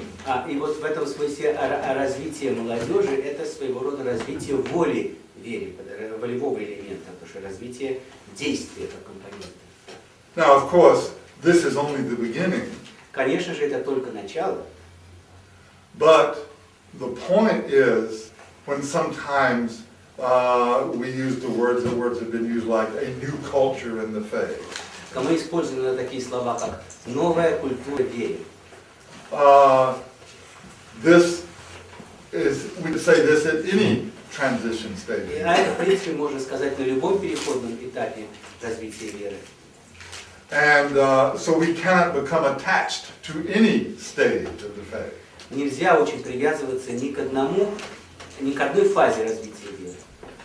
But the House of Justice, because it is infallible, identifies those processes which are most conducive to development at this time, at this stage of development. Но Всемирной справедливости он именно определяет такие аспекты, которые наиболее действенны именно на этом этапе развития нашей веры. So, those of you who are anxious for other stages, they will come. They will come, yes. И те люди, которых очень заботят другие стадии, придут. And so, if we do not participate fully in the process that is going on now, we might not be ready for the next stage. Но если мы не будем активно участвовать уже в нынешнем этапе, то мы можем оказаться неподготовлены к следующему этапу. So these things should not be any cause of conflict or dissension in the community. Поэтому эти вопросы никоим образом не должны быть источником каких-то проблем или каких-то трений внутри общины. But of course, Baha'is are very creative people. Но бахаи, конечно, очень творческие люди. And we can find problems where there are no problems. Это значит, мы можем найти проблемы там, где проблем нет. So remember the organic thing, that it is cumulative. We don't throw away the old in order to have the new. We add the new. That doesn't throw away the old thing. Помните, что мы говорим об органическом росте. Органический рост основан на наращивании. Значит, ничто из наработанного не отбрасывается, а к нему что-то добавляется. And the House of Justice has said this. The councilors have said this. И Всемирной справедливости и советники говорили это. That firesides should still go on. Что фарсайды должны продолжаться. So that public talk should still go on. Публичные выступления должны продолжаться. Baha'i scholarship should go on. Значит, исследования научные бахаи должны продолжаться. Because remember, the higher stages of development are also greater stages of differentiation. Потому что помните, что более высокий уровень развития подразумевает и более глубокую степень дифференциации. How many Baha'is are there in the world who could have written the two books that Yuli has written on the faith? Сколь многие люди в мире прочли две книги, которые написал Юлий о вере Бахаи. I know the Baha'i community worldwide very well. There's nobody but Yuli who could have written that. Written, I said read. Written. Нет, мог написать, не прочесть, кто мог написать. Я, говорит, знаю все сообщество мировое Бахаи, что никто, кроме Юлии, их бы не написал. He's the only person in the Baha'i world who has the background and the qualifications that he has. Let somebody else I'm say. sorry, but this is not flattery. This is a fact. Okay. I have a packet there somewhere on this. Пакетик там. Okay, so Linda, why don't you translate this? Huh? He won't translate that. Okay. I have written books. Я написал книги. I think there are books that I've written that are my unique contribution. И вот те книги, которые я написал, это мой уникальный вклад личный. But every Baha'i has a unique contribution. Но у каждого Бахаи есть свой уникальный вклад, который он может внести. The point is Вопрос в том, that there is a difference between contributing one's talents to the faith and becoming the center of activity in the faith. In other words, this old pattern. That's what has to be broken. но необходимо четко различать, что есть различие между внесением своего личного вклада в веру и тем, чтобы становиться центром общины. Вот центр общины – это вот старая модель, на которых основывались общины Бахаи, когда узкая группа людей, она действовала, а все остальные просто вокруг. So we should encourage each other to exercise our particular talents. We should be proud of what other people achieve. То есть нужно воодушевлять людей, задействовать свой особый талант, и его развивать. Мы должны быть горды вот талантами других людей. And of course, sometimes people will say, well, but if you encourage him too much, it will go to his head, he will become egotistical, and so on. Иногда говорят, если очень захвалишь, станут эгоистами. Well, that's his problem. Но это уже будет их проблема. And the faith will take care of him. Но вера разберется с ним, позаботится о ним. If that happens, he will have tests. Если такое случится, то человек станет перед испытанием. So we should not be afraid to encourage each other, to praise each other. Поэтому не нужно бояться воодушевлять друг друга, хвалить друг друга. You know, the communists said that the way to improve something was to criticize. Коммунисты говорили, что чтобы улучшить что-то, надо раскритиковать. And this is the opposite of what Abdu'l-Baha says, that we should look at the good qualities and not the bad. Но это противоположное тому, что говорит Абдул-Баха, что мы должны сосредотачиваться на лучшем человеке. So that's all I have to say. Все, I'm что sorry. хотел сказать Билл. Значит, сейчас мы выступаем, задаем вопросы. Максим, вы уже вопросы тянете? Нет, я в плане дискуссии. Ну да. Максим, вот чуть-чуть. Значит, мне показалось, что когда Билл говорил о том, что значит истинно веровать, он подразумевал именно взгляд бахаи на эту проблему. Ибо вот утверждать так, что вот мы истинно веруем, а, так сказать, православные не истинно веруют, а, так сказать, свидетели Иеговы, те тоже утверждают, что они истинно веруют. То есть было бы, наверное, несправедливо.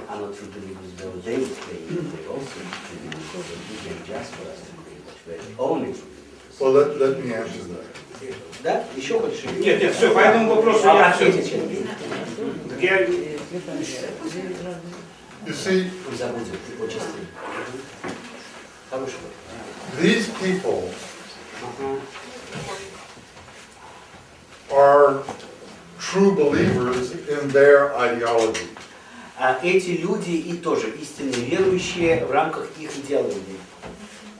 A Nazi could have been a true believer in Nazism.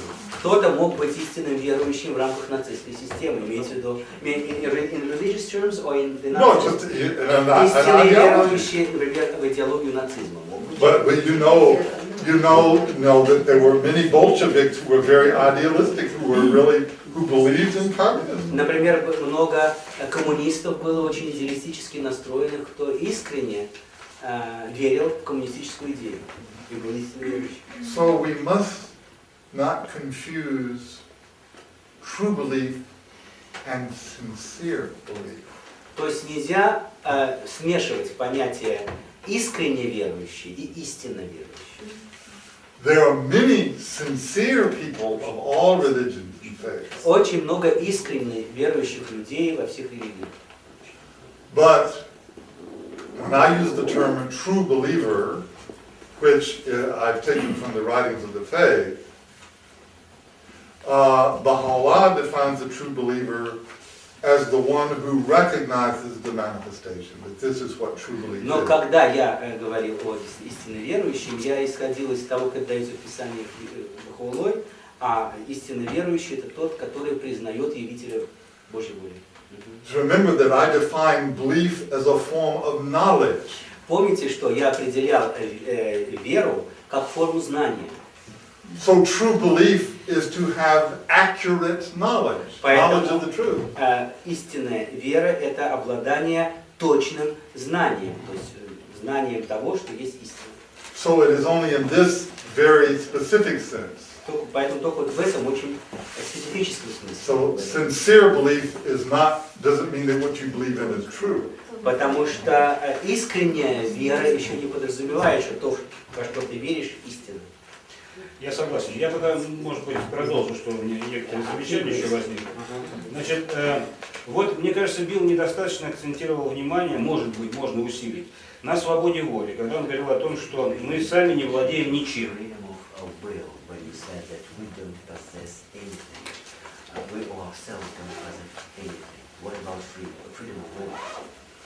Well, we possess freedom of will as long as God allows us freedom of will. Мы обладаем свободой воли лишь в той мере, в какой Бог позволяет нам иметь эту свободу воли.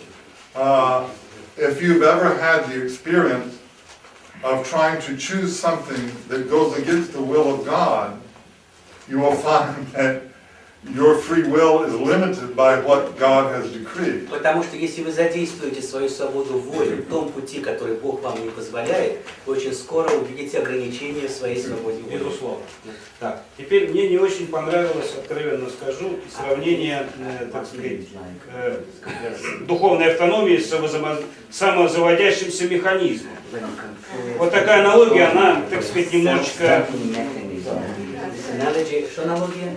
Ну, несколько она ну, несколько, так сказать, вот слух, может быть, это за счет перевода. За счет перевода. За счет перевода, да. Но несколько, ну, человек не механизм, да, и на этом мы основываем все нашу, так сказать, философию. Но это еще That немножко... I agree with him. Он с тобой согласен в любом случае, сказал бы. Но, конечно, это еще элемент восприятия речи. В английском языке техницизмы проникли намного глубже, чем русский. Потом мне показалось, что когда Билл говорил о любви к женщине, он подразумевал именно прелюбодеяние. Talking of love to a woman implies adultery. К женщинам, вернее так, To женщинам. women, not to a woman, to women. I was speaking of sexual attraction, Нет, Билл говорит, я говорил о половом влечении. and I was trying to be somewhat delicate. Я старался деликатно подойти. But if you want to be more crude, I can certainly do that. Но если можно и резче сформулировать, пожалуйста. И последнее, можно, да? Да. Значит, вот Билл говорил о том, что 2-5% людей духовно автономны. Я такой факт обращаю. Просто автономный даже, не только духовный. Я на такой интеллектуально автономный прозвучал так. Я, значит, на такой факт обращаю внимание. Хочу говорить, что вот в течение года философский клуб был в этих стенах. Вот участниками нашего клуба примерно 2-5% и стало бахаи.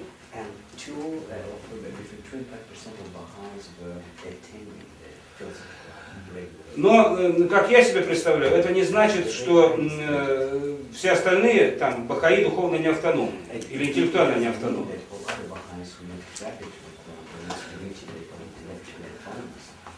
Проблема в том, одну минуточку, я раскрою. Проблема в том, что, значит, часть людей считает, что философия это слишком академическое занятие. Другая часть считает, что это болтовня. Но и все, и те, и другие, тем не менее, занимаются поиском мировоззренческим. То есть не осознают, что они сами философию творят. То есть я бы хотел сказать, что вот остальные 97-95% это не сознающие вот этой автономии в себе. Она в них есть априори, но они не сознают этого.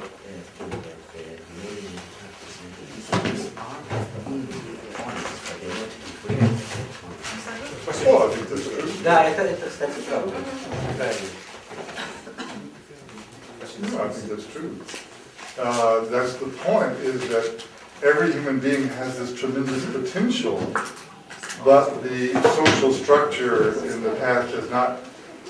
Well, let me quote Abdul Baha. He says that man is the supreme talisman, but lack of a proper education have deprived him of that which he possesses. Но давайте лучше даже я встречу словами Абдул-Баха, что человек это наивысший талисман, здесь талисман можно перевести, или драгоценность, как угодно, но отсутствие должного образования укрыло от него эту его способность. И это, можно сказать, качество.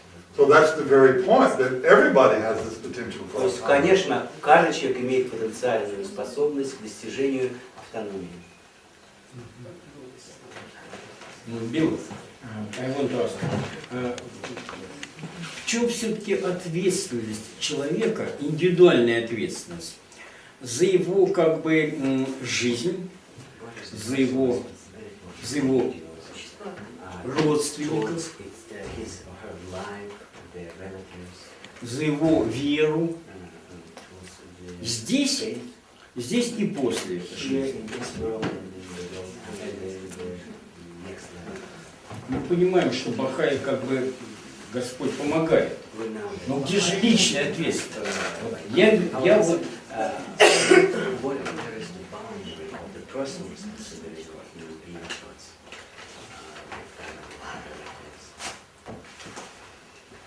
Well, I would give two answers to this. Я два ответа дам на это. Что мы можем, And the rest is up to God. а остальное уже зависит от Бога.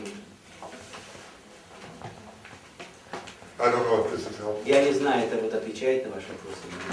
И что-то второе вы хотели. Процессы в мире, lesser peace. Это малый мир, да? Many Baha'is expected the lesser peace by the end of the 20th century. There are some things in Abdul Baha's writings that could lead one to believe that. What is your view on that? Do you think the lesser peace hasn't arrived yet? And Малый мир, многие we can't put a timetable on things, I suppose. ожидали The answer to the first question. на основе Писаний Бахаи только что малый мир должен наступить уже в 20 веке. Так вот, по вашему мнению, малый мир наступает или как? Well, a year or so ago, the House of Justice wrote a detailed explanation of this. А Всемирная справедливость написал подробное объяснение по этому вопросу. And they carefully went over all of these statements about the Baha'i. И они очень четко там вот проработали все высказывания Абдул-Баха. And they pointed out that what Abdu'l-Baha says, that the foundation of the lesser would be solidly established in the 20th century. И то, что говорил Абдул-Баха, это то, что фундамент малого мира будет прочно установлен в 20 веке. And I think this is obviously what it meant. И я уверен, что это то, что это и подразумевает. And just as you were saying, that God has all sorts of knowledge that we don't have. И как вы уже говорили сами, что у Бога все различные знания, которым мы не обладаем. So the various aspects of events in the 20th century which form this basis for the lesser peace, we may not know all of them. И вот различные события 20 века, которые сформировали фундамент малого мира, мы можем еще эти все события не осознавать. But let me just point out a couple of things. Позвольте отметить только пару вещей. For 1,000 years, Тысячи лет the Teutons and the Franks, the Germans and the French, fought each other every generation. Тутоны и франки, то есть немцы и германцы и франки, в общем, боролись, ну, французы и германцы воевали друг с другом непрерывно. They would go slaughter everybody and go back and propagate another generation and go slaughter each other again. То есть они убивали друг друга, потом вырастало новое поколение, кто оно подрастало, оно снова предавалось войне, пока не уничтожало себя, и так повторялось. And in this century alone, they fought two bloodiest wars that have ever been fought in the history of mankind. И в 20 веке они воевали по разные стороны баррикад друг против друга, воевали в самых кровопролитных войнах за всю историю человечества. 8 million people killed in the First World War. 8 миллионов человек погибло только в Первую мировую войну. And in the Second War, I don't know, it's 20 million or something. А во Второй, даже не помню, 20 миллионов больше. Bullshit, yeah. And 28 million, okay. Right. And so think of the world in 1945. И вот подумайте, в каком состоянии пребывал мир в 1945 году. The Germans had occupied France. In 1945. I said, think of what happened in 1945. The Germans had occupied France. Немцы оккупировали до того времени Францию.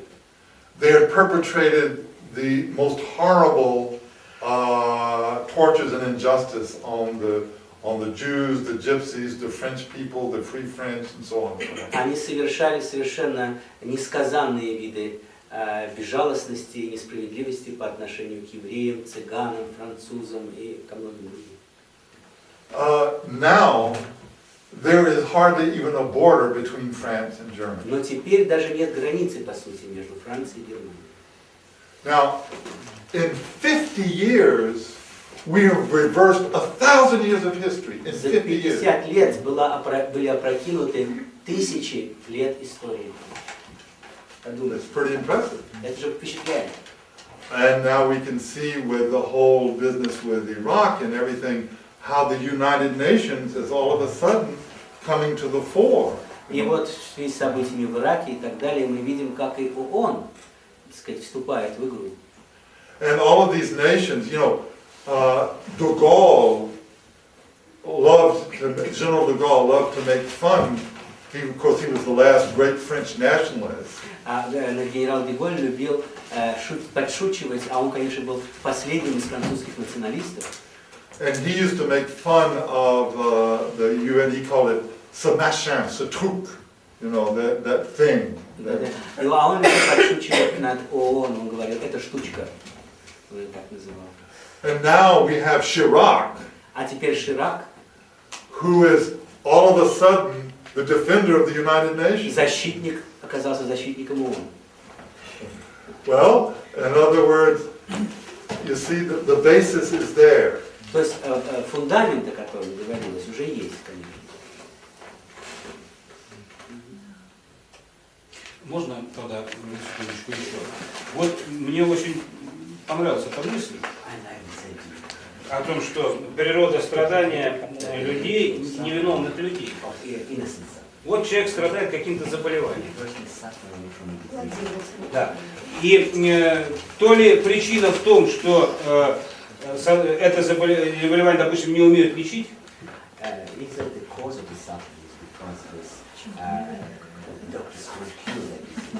то ли причина в том, что Бог допускает эти страдания для того, чтобы человек пострадал, и потом уже в тот следующий мир попал выстрадавшим.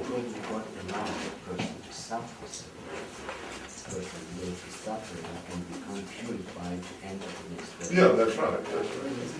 Так мы должны все-таки развивать медицину, наверное. But still we need to develop medicine. That's right. И человек должен переосмысливать свою жизнь, если он страдает каким-то заболеванием. То есть эти два процесса взаимодополняют друг друга.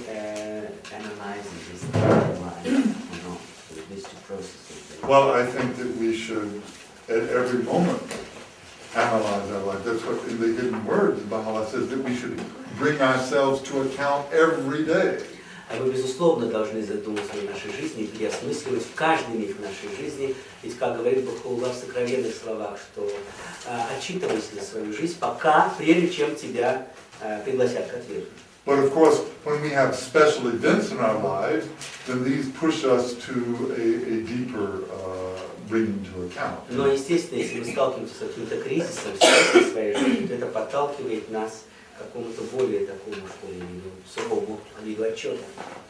But sure, all of these sufferings are to purify us for the next Но в life. конечном счете все страдания для того, чтобы очистить нас для следующей жизни. Abdu'l-Baha says that the truly enlightened man even embraces these sufferings. He not only endures them, but he actually embraces them when he understands the spiritual result that they produce. Писание даже говорят, что по-настоящему просвещенный человек даже обнимает свои страдания. Он не только их терпит, но он как бы бежит им навстречу, потому что он понимает их природу. But don't worry, I'm not there yet either. Но не волнуйтесь, я сам еще не достиг.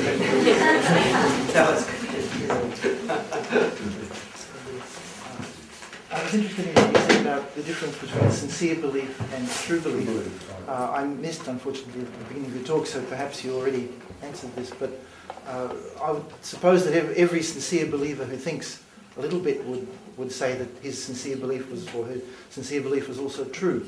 How do you see the Baha'is differing in this, if at all? Дело в том, говорит Алексей, что как вы говорили о различии между искренним и верующим, и истинным верующим, что это не одно и то же, но ведь поскольку допустим, каждый верующий, если он искренне, он будет считать, что он истинный верующий. Так, чем отличается позиция бахаи? Вот. Да, так правильно? Да?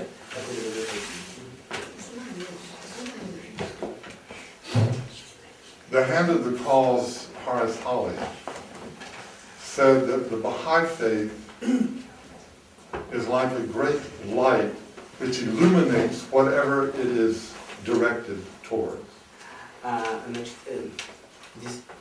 десница дела Бога, Horace Holly. Да, говорил, что вера Бахаи это как мощный свет, который высвечивает все то, что движется ему навстречу. Let me give an analogy which may help. Я приведу аналогию, которая может помочь. We have relationships between each other, human relationships. We talk to people, У нас есть отношения между собой, да, как у людей. Мы говорим с людьми. How many of these relationships are authentic? Сколь многие из этих отношений подлинные? is it not true that even without knowing it, we use others as means to satisfy our ends? Правильно было бы сказать, что даже не осознавая это, мы используем других для достижения собственных целей. How much do we really listen to other people? Как много мы действительно слушаем других людей? Are we really interested in knowing the other person? Действительно ли нам хочется узнать другого человека? Or people for us just symbols? This is a person who's on the local assembly. This is a person who is my wife, and my wife fixes me supper, and so on and so on. In other words, these are all like functions that relate to my egotistical needs. То есть мы видим в людях, прежде всего людей, или для нас это своего рода символы. Этот в духовном собрании, а та моя жена, которая готовит мне ужин, удовлетворяет какие-то нужды. То есть, иными словами, мы относимся ли к людям только с позиции тех ролей, которые они играют для удовлетворения наших каких-то желаний или целей, или нам... А у меня заявление таково, что религии в прошлом были превращены в идеологии. And that this process was a collective defense mechanism against the starkness of the moral imperative. А почему это необходимо было делать? Потому что этот процесс был своего рода коллективным механизмом коллективной защиты против The severity or the starkness of the moral imperative. I'll explain what I mean. Это, так сказать, было коллективным механизмом как ответ на суровость морального императива. Я понял не больше вас, сейчас будет это все Let me give you a simple example. Сейчас Билл приведет простой пример. Look at the New Testament. Вот обратитесь к Новому Завету. Read the Gospels. Прочтите Евангелие. Jesus does not teach one single doctrine. Иисус ведь не учит ни одной доктрине. I defy anyone to find any doctrine from the lips of Jesus. Я не боюсь так дерзновенно заявить, что найдите хоть одну доктрину, которая бы сошла с уст Иисуса. What Jesus taught was the practice of authentic love between human beings. Все, чему учил Иисус, это практика подлинной любви между людьми. And he said, by this they will know that you are my followers, that ye love one another even as I have loved you. Ведь он говорил, поэтому знают, что вы мои последователи, что вы любите друг друга так же, как я люблю вас. This was the only criteria of believership that Jesus ever Это gave. единственный критерий веры, который установил Иисус. And the early Christians obviously understood this. И ранние христиане, очевидно, совершенно понимали это. Because people of all walks of life were so touched by this love that they were willing to sacrifice everything, even their lives, in order to enter into the communion of this love. Потому что люди с различного происхождения, они так были растроганы этой любовью, что они готовы были пожертвовать всем, имением своим и всем остальным, только чтобы приобщиться к этому сообществу любви. So this Christian community with their love defeated the Roman Empire, which was the most powerful organization, the highest expression of material power that existed in the world. И вот это христианское сообщество любви разрушило и победило Римскую империю, которая была воплощением земной материальной власти на земле. After 300 years of trying every possible way to eradicate Christianity, finally Constantine made it the state religion of the Roman Empire. После 300 лет яростных попыток выкорчевать христианство, Константин в результате утвердил его государственной религией. So that is the proof of the truth of Christianity and of Jesus, namely that these people actually did this. И вот доказательство истинности христианства и Иисуса, потому что эти люди на практике собой являли это. Now, what happened in 315, Constantine made Christianity the religion of the Roman Empire. Теперь в 315 году Константин сделал христианство религией Римской империи. 10 years later, at the Council of Nicaea in 325, Через 10 лет, в 325 году, на Никейском соборе, and this was the Nicene Council, which wrote the Nicene Creed and established Christian orthodoxy. и вот на Никейском соборе был Никейский свод, принял и установлена христианская ортодоксия. Канон. And it was then said that anyone who did not believe in these doctrines was an infidel, was a traitor. И было сказано, что каждый, кто не верит в эти доктрины, неверный предатель. And historians tell us there were more Christians killed by fellow Christians in the first generation after Nicaea than all of the Christians killed by the Romans for 300 years. И историки говорят нам, что уже в течение первого поколения после Никейского собора больше христиан погибло от рук своих собратьев-христиан, чем христиан погибло за все 300 лет гонений со стороны Римской империи. So Christianity became an ideology, and it's been an ideology ever since. И христианство стало идеологией, и с того момента так идеологией и пребывало. So this is the falseness. Is the very importance they give to the beliefs. И вот в этом, так сказать, ложность. Ложность — это вот те приоритеты, которые придаются именно вот этим догмам, этим верам. There was a Chinese couple who was studying the Baha'i faith, and they had become Christians. И вот есть китайская пара, которые изучали веру бахаи, они стали христианами. This was at San Francisco, where my daughter lived. Это в Сан-Франциско, где живет моя дочь. And so these were refugees from communist China and so on. They were very educated people. И они беженцы из коммунистического Китая, они очень интеллигентные люди, очень образованные. And so they said, well, they talk about Adam and Eve, but that contradicts evolution. And they talk about Jesus being raised from the dead and all of this. And, we can't believe all these things. И они говорили, что вот Адам и Ева, это противоречит теории эволюции, а вот, например, about Jesus' physical resurrection. О физическом воскресении Иисуса, мы не можем в это верить. And so I said, well, don't believe it if you can't believe it. Они сказали, вы не можете верить, не верите. And they said, but the pastor says that we're not true Christians if we don't believe these things. Но пастор говорит, что мы не истинные христиане, если мы в это не поверим. I said, who gave this pastor the right to define your relationship with God? А я сказал, а кто дал пастору право определять ваши отношения с Богом? Who gave him the right to define your relationship with Jesus? Кто дал право пастору определять ваши отношения с Иисусом? But they said, but still, I mean, he's an experienced Christian. If he says it, it must be true. Ну, все-таки он же опытный христианин, если он это говорит, наверное, в этом что-то есть. I said, do you believe in communism? А я сказал, вы верите в коммунизм? No. Нет. And I said, well, for years and years, they told you that communism was true, but you didn't believe it. Но сколько лет вам говорили, что коммунизм это истина, а вы не верили?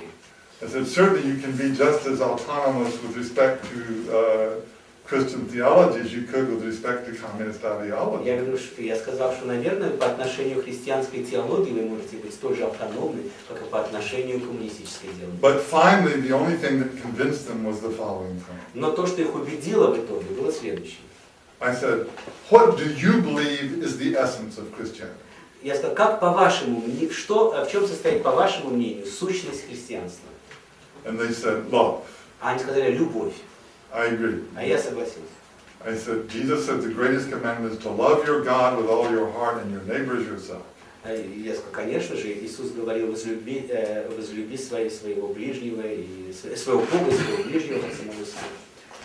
Now, how is believing or not believing in Adam and Eve going to affect your ability to love your neighbor? Теперь скажите, каким образом ваша вера или невера в Адама и Еву может повлиять на вашу любовь или нелюбовь к вашему ближнему? You see, we all inherit this, you see. So we Baha'is can be infected with this Это мы notion. все мы унаследуем нашего прошлого, и мы бахаи тоже можем быть заражены вот этими представлениями. We can treat the Baha'i faith as an ideology. Можно относиться